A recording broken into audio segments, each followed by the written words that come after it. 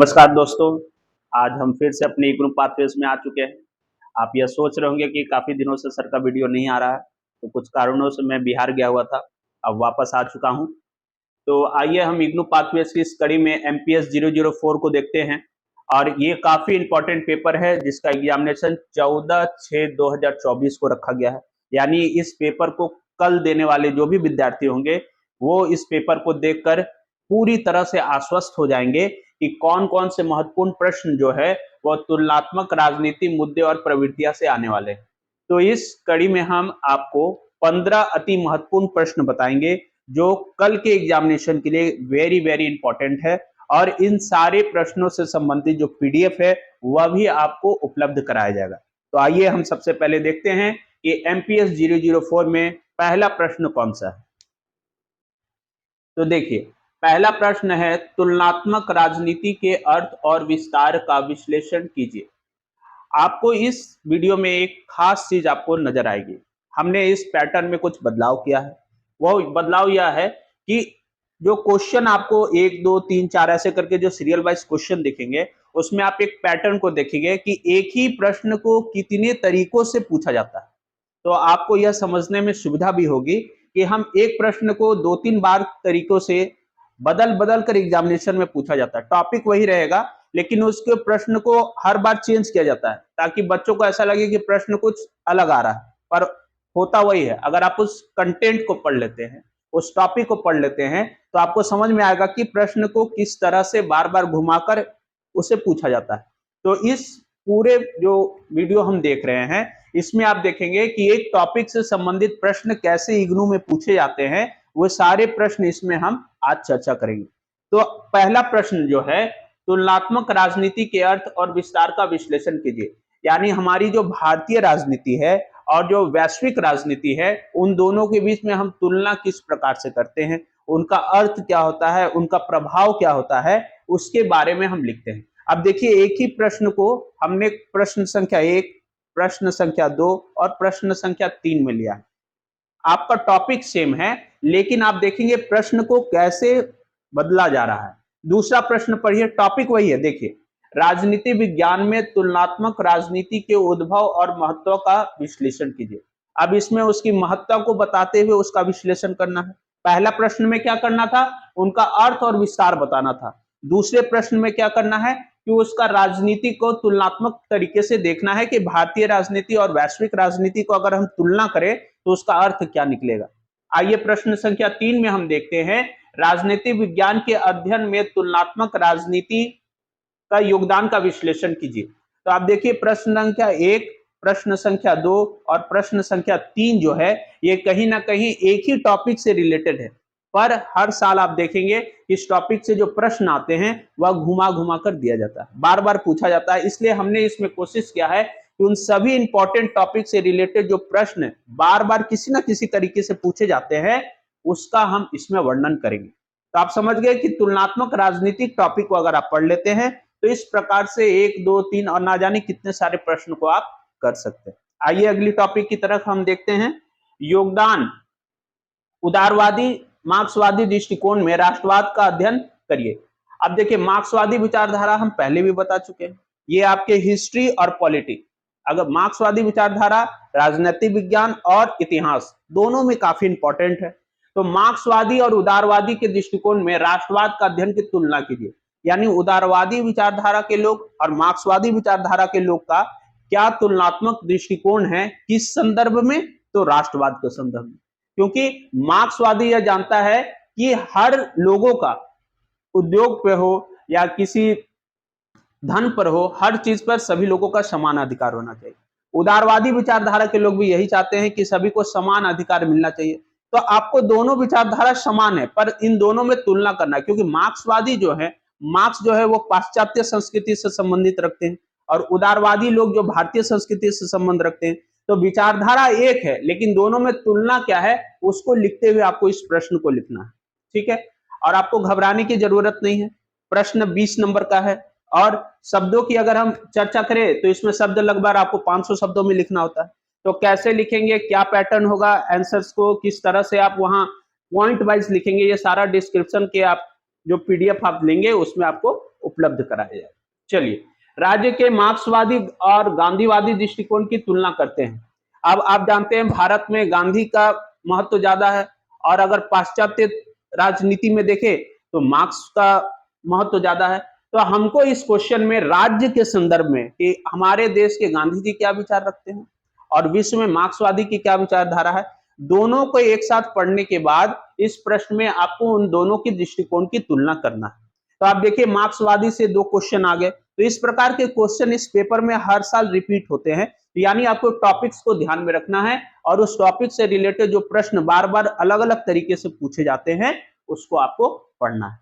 चलिए, नेक्स्ट हम प्रश्न आपको देखते हैं, प्रश्न संख्या 6। देखिए क्या है, राज्य की उत्पत्ति के मार्क्सवादी सिद्धांत का आलोचनात्मक विश्लेषण कीजिए। क्वेश्चन सेम है, बस उसको दूसरी तरीके से पूछा गया है। Very very important, David Easton के समान व्यवस्था सिद्धांत एवं इसके विचार की ढांचा का परीक्षण कीजिए। और प्रश्न संख्या 8 भी डेविड ईस्टन से ही संबंधित है। डेविड ईस्टन के सैद्धांतिक संरचना एवं अनुमानों की व्याख्या कीजिए। अब डेविड ईस्टन के हम सिद्धांत की परीक्षण करते हैं कि डेविड ईस्टन क्या सोचते थे। तो डेविड ईस्टन का यह मानना था कि ये जो पूरी राजनीतिक सिद्धांत की व्यवस्था है ये सभी लोगों के लिए एक समान होना चाहिए। और डेविड सिद्धांत जो वो पाश्चात्य राजनीतिक सिद्धांत से संबंधित रखते हैं और इनसे प्रश्न अक्सर 1 साल 2 साल बीच कर अक्सर पूछा जाता है। तो अगर हम इनकी पैटर्न को देखें तो डेविड ईस्टन जो है इस पेपर के लिए सबसे महत्वपूर्ण राजनीतिक विचारधारा है। पहला तो आपका मार्क्सवादी हो गया और दूसरा आपके डेविड ईस्टन हो गए। तो इन प्रश्न से संबंधित जो भी उत्तर है वो आपको पीडीएफ में तो उपलब्ध कराया ही जाएगा, और आप इस पैटर्न को साथ साथ समझते चलिए कि किस तरह से हम क्वेश्चंस आएगा बदल कर पूछा जाएगा, फिर भी हम उसको आसानी से लिख सकते हैं। और यही हमारी इस इग्नू पाथवेज की खासियत भी रही है कि हम बच्चों को ये बताते चलते हैं कि उत्तर लिखने के साथ साथ प्रश्न किस प्रकार से पूछा जाता है, ताकि आपके एग्जामिनेशन में प्रश्न थोड़ा बहुत बदल कर भी आए तो आप एग्जामिनेशन हॉल में पैनिक नहीं होंगे, क्योंकि आपको पता है कि अविनाश सर द्वारा पढ़ाए गए ये वीडियोस अगर हम देखे हैं तो आसानी से आप लिख सकते हैं। चलिए, आइए अब नौकरशाही पर वेबर के सिद्धांत का मार्क्सवादी विचारधारा के साथ अंतर बताइए। अब नौकरशाही क्या होता है, यानी ऐसे लोग जो समाज में सुपीरियर होते हैं, किसी ना किसी तरह से वो राजनीति में संलग्न होते हैं और वह शासक के रूप में काम करते हैं, लेकिन उनका शासन जो होता है वो राजनीतिक विचारधारा के संज्ञानात्मक होता है। यानी वहां नौकरशाही जो लोग होते हैं वह दूसरे पे शासन तो करते हैं लेकिन राजनीति के अनुरूप में वह शासन करते हैं। अब ये नौकरशाही पर वेबर का सिद्धांत आता है, क्योंकि वेबर जो है वो नौकरशाही पर काफी ज्यादा सिद्धांतात्मक रह चुके हैं, और नौकरशाही से संबंधित प्रश्न अगर लॉन्ग में नहीं आया तो ये शॉर्ट में अक्सर पूछा जाता है, इसलिए ये नौकरशाही टॉपिक को आप जरूर पढ़कर जाएंगे। चलिए, अगला प्रश्न हम देखते हैं, प्रश्न संख्या 10। विकासशील समाजों में नौकरशाही की विशेषताओं और भूमिकाओं को बताइए। यानी विकासशील समाज को विकसित करने में नौकरशाही लोगों का क्या योगदान रहता है। ठीक है, चलिए, अगर हम अपने देश में देखें, जैसे हो गया आपके आईएएस हो गए, आईपीएस हो गए, ये सब जो देश को चलाने का ब्यूरोक्रेट्स जो होते हैं वह सब नौकरशाही में गिने जाते हैं। तो यानी वो लोग ऐसे होते हैं जो पर्दे के पीछे रहकर देश को आगे बढ़ाने में काम करते हैं। आपको कभी ये डायरेक्ट नहीं बताया जाएगा मीडिया के माध्यम से या न्यूज़पेपर के माध्यम से कि इस आईएएस अफसर ने यह डिसीजन लिया।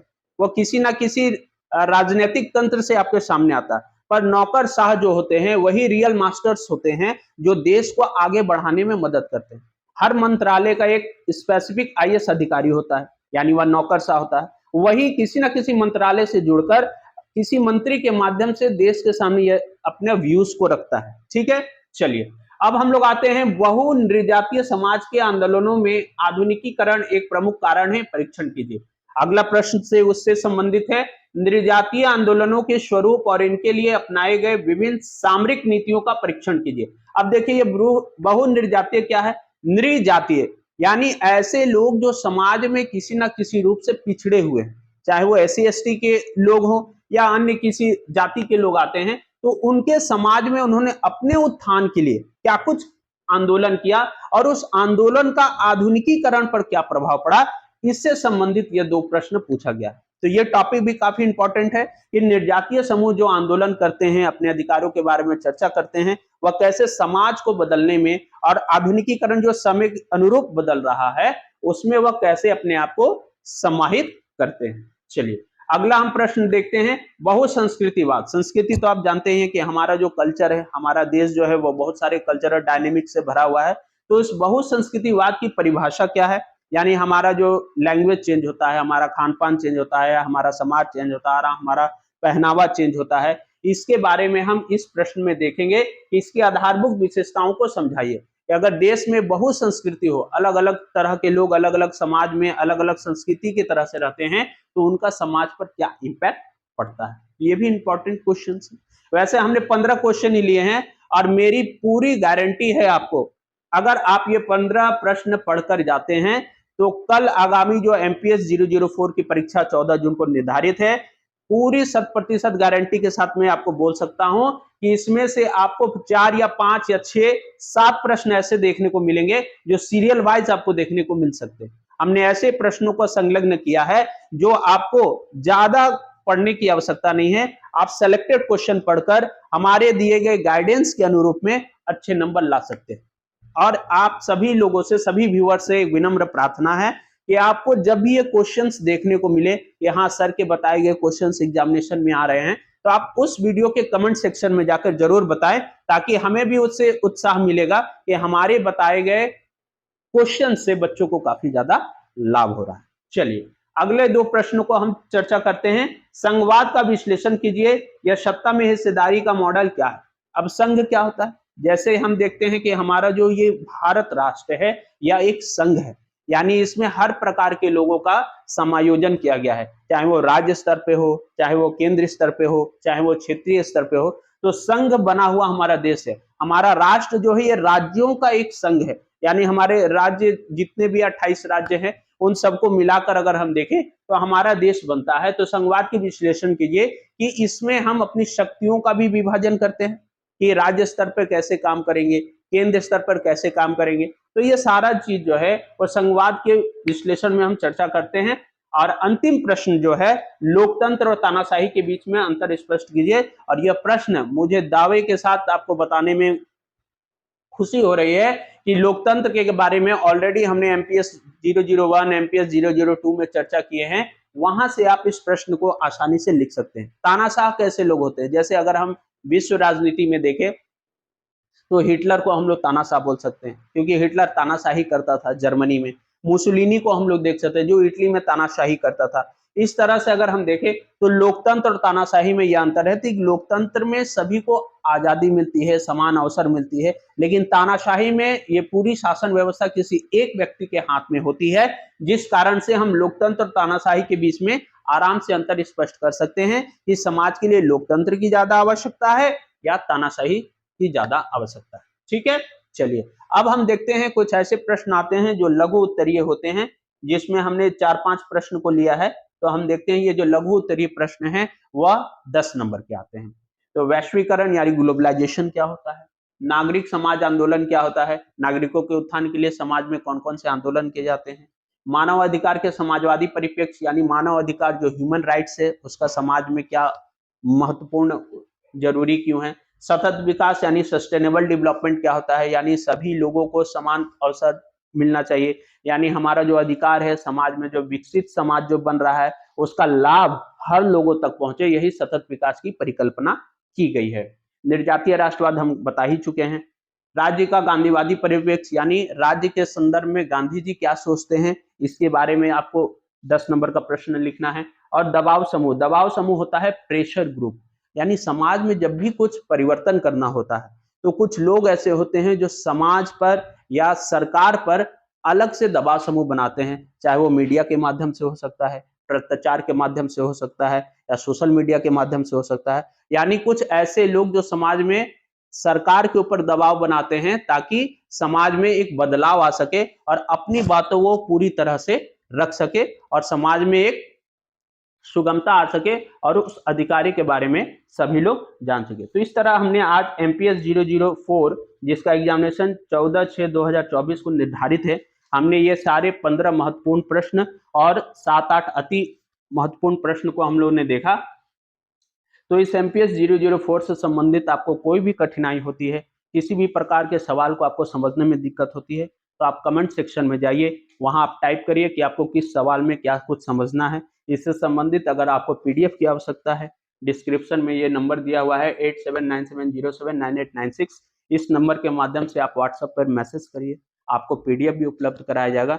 और आप सभी लोगों के लिए तुलनात्मक राजनीति मुद्दे और प्रवृत्तियों की एग्जामिनेशन के लिए बेस्ट ऑफ लक।